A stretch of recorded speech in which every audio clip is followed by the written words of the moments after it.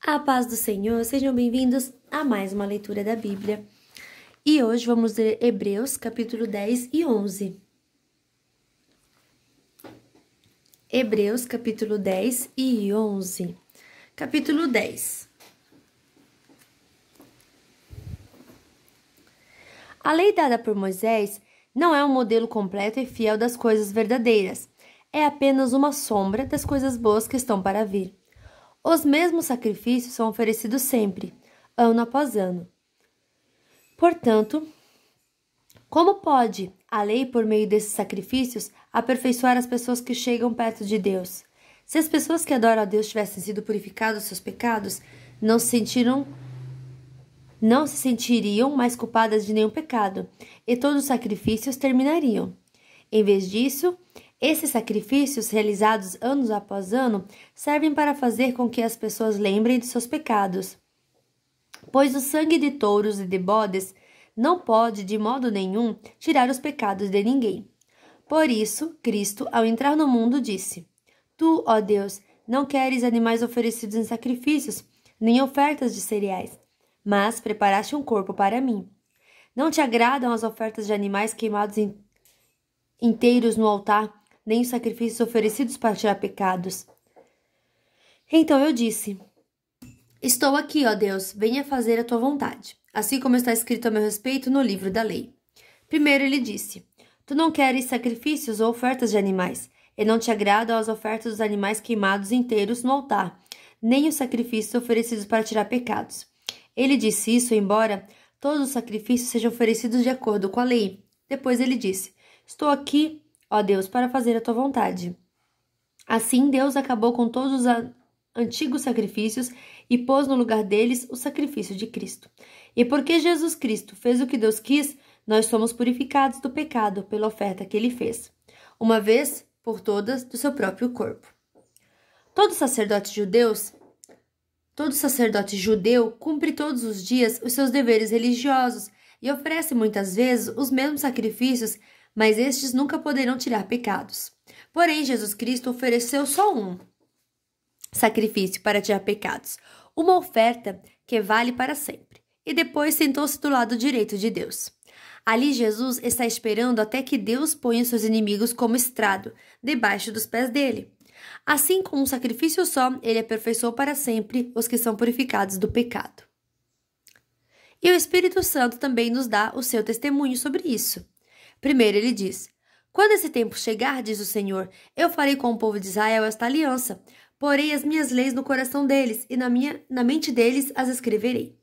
Depois ele diz: Não lembrarei mais dos seus pecados nem das suas maldades. Assim, quando os pecados são perdoados, já não há mais necessidade de oferta para tirá-los.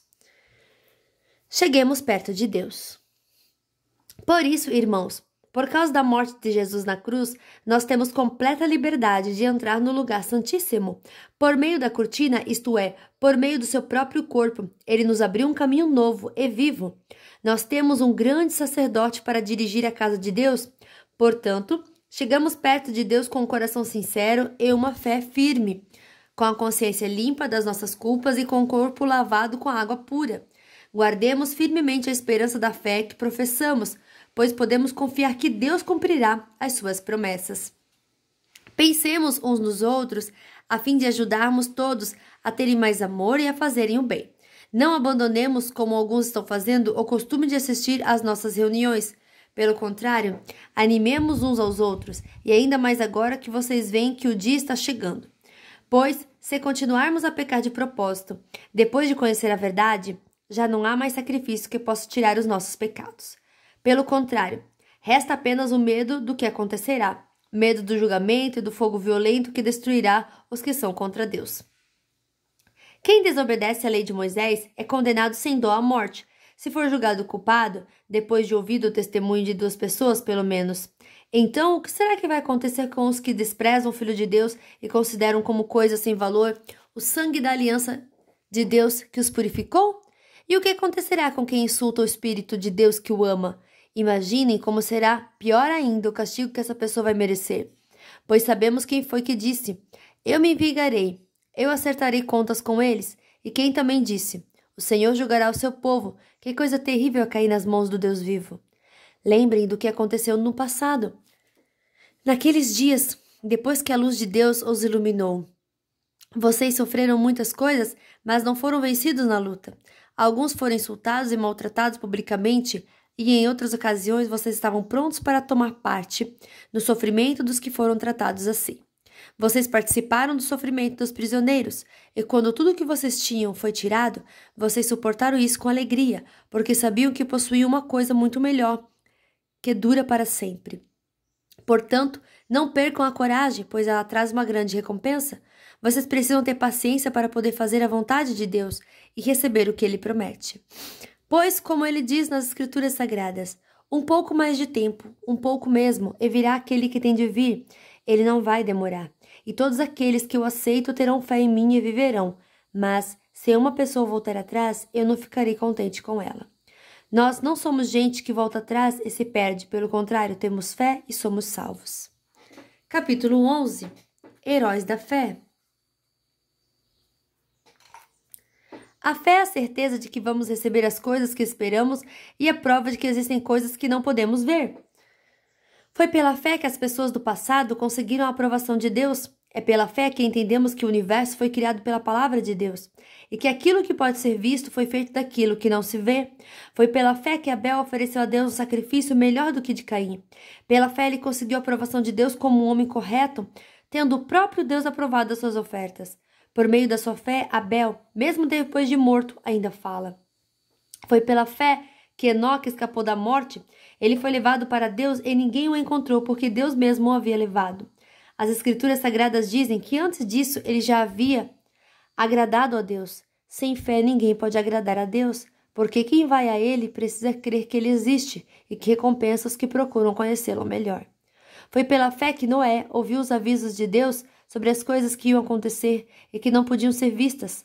Noé obedeceu a Deus e construiu uma barca em que ele e a sua família foram salvos. Assim Noé condenou o mundo e recebeu de Deus a aprovação que veio por meio da fé. Foi pela fé que Abraão, ao ser chamado por Deus, obedeceu e saiu para uma terra que Deus lhe prometeu dar. Ele deixou seu próprio país sem saber para onde ia. Pela fé, ele morou como estrangeiro na terra que Deus lhe havia prometido. Viveu em barracas com Isaque e Jacó, que também receberam a mesma promessa de Deus. Porque Abraão esperava a cidade que Deus planejou e construiu a cidade que tem alicerces, que não pode ser destruídos. Foi pela fé que Abraão se tornou pai, embora fosse velho demais e a própria Sara não pudesse ter filhos. Ele creu que Deus ia cumprir a sua promessa. Assim, de um só homem, que estava praticamente morto, nasceram tantos descendentes como as estrelas do céu, tão numerosos como os grãos de areia da praia do mar. Todos esses morreram cheios de fé. Não receberam as coisas que Deus tinha prometido, mas as viram de longe e ficaram contentes por causa delas. E declararam que eram estrangeiros e refugiados de passagem por este mundo. E aqueles que dizem isso mostram bem claro que estão procurando uma pátria para si mesmos. Não ficam pensando em voltar para a terra de onde tinham saído. Se quisessem, teriam a oportunidade de voltar, mas pelo contrário estavam procurando uma pátria melhor, a pátria celestial. E Deus não se envergonha de ser chamado de o Deus deles, porque Ele mesmo preparou uma cidade para eles. Foi pela fé que Abraão, quando Deus o quis pôr à prova, ofereceu seu filho Isaque em sacrifício. Deus tinha prometido muitos descendentes a Abraão, mas mesmo assim ele estava pronto para oferecer o seu único filho em sacrifício. Deus lhe tinha dito, por meio de Isaque que você terá descendentes. Abraão reconhecia que Deus era capaz de ressuscitar Isaque. E por assim dizer, Abraão tornou a receber da morte o seu filho Isaque. Foi pela fé que Isaque prometeu bênçãos para o futuro a Esaú e Jacó. Foi pela fé que Jacó, pouco antes de morrer, abençoou os filhos de José. Ele se apoiou na sua bengala e adorou a Deus. Foi pela fé que José, quando estava para morrer, falou da saída dos israelitas do Egito e deu ordens sobre o que deveria ser feito com seu corpo. Foi pela fé que os pais de Moisés, quando ele nasceu, o esconderam durante 3 meses. Eles viram que o menino era bonito e não tiveram medo de desobedecer à ordem do rei. Foi pela fé que Moisés, quando era adulto, não quis ser chamado de filho da filha de Faraó. Ele preferiu sofrer com o povo de Deus em vez de gozar por pouco tempo os prazeres do pecado. Ele achou que era muito melhor sofrer o desprezo por causa do Messias do que possuir todos os tesouros do Egito.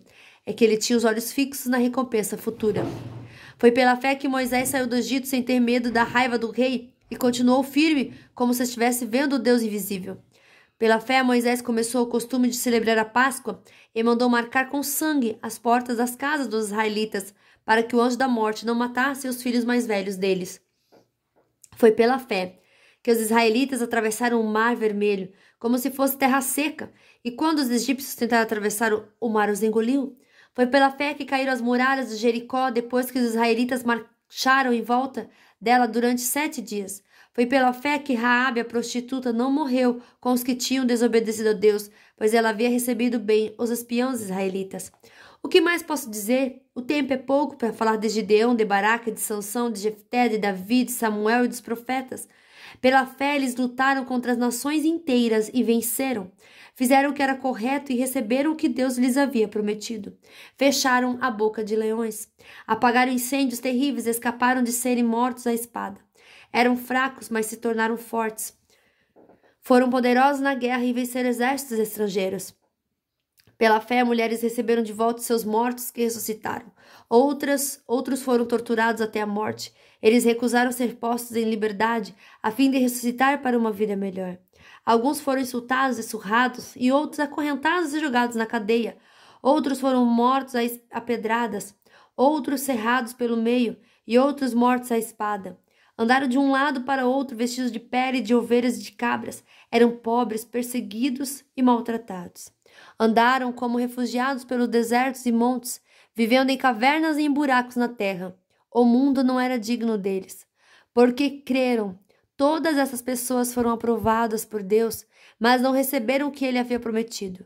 Pois Deus tinha preparado um plano ainda melhor para nós, a fim de que, somente conosco, elas fossem aperfeiçoadas. Fim da nossa leitura de hoje. Que Deus abençoe a sua vida poderosamente e até amanhã. Tchau!